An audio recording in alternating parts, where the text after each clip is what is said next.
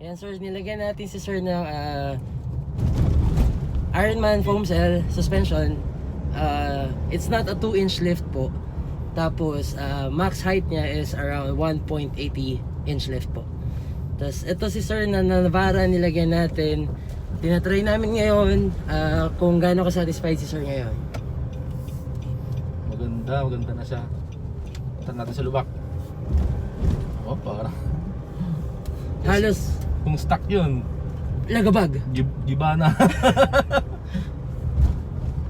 Ayos talaga. Talo na Ito sir, medyo pababa. Medyo lagyan niyo ng speed.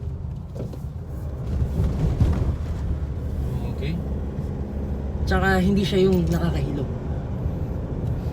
Nakita niyo yung result ng body niyo kanina doon sa yung curve na ginawa niyo ang bilis.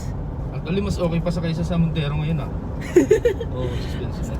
Sabi ko sa inyo sir, yung isang brand na minimension sa akin kanina, Ironman na lang lagay natin.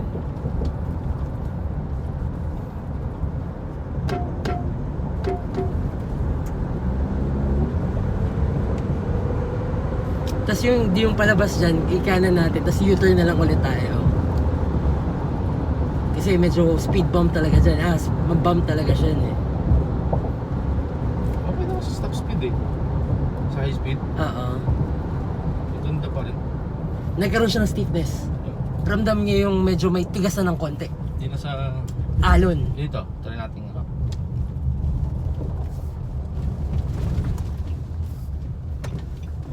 Hindi siya bumabalik na parang... Hindi niya sobrang nilalaro yung mismong sasakyan niya. Mga shocks na lang yung gumagawa ng trabaho. Oo. Na dapat naman talaga. So if interested po kayo with the foam cell, any units naman po, ayan si sir, ayan ang review niya. Kahit mataba, pasok. Kaya. Pwede kong ipa-test drive naman sa inyo yung personal unit ko. Pwede nyo din kayo yung passenger katulad ng tinry dati ni sir. Yan, si sir dati ay nag-walk-in lang, tapos nag-inquire lang, ganyan, tapos na-try niya yung unit ko. Ito na yung resulta ngayon. Parang less than 1 month lang sir, no? 1 month lang, no? Oo. Walang any communication yun sa amin ni sir. Bigla na lang sabi ni sir, last night gusto niyang kabitan, today kinabit natin. Kahit linggo.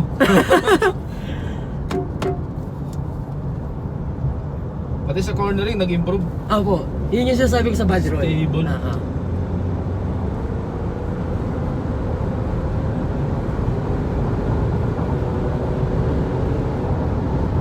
Ayan, at this speed, ginagano na dapat kayo ngayon eh, no? 120.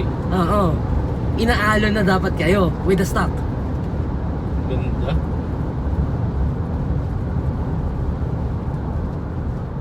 Ayan, cornering sir. Medyo malagyan mo ng konting speed lang. Matulog tayo. Konti lang sir. Ayan.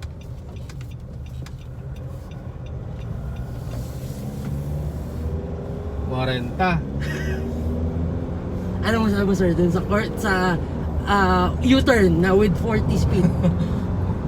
Chicken. Ayos na yan. Kumbaga anak. Worth it ba yung Ironman foam cell suggestion ko sa'yo boss?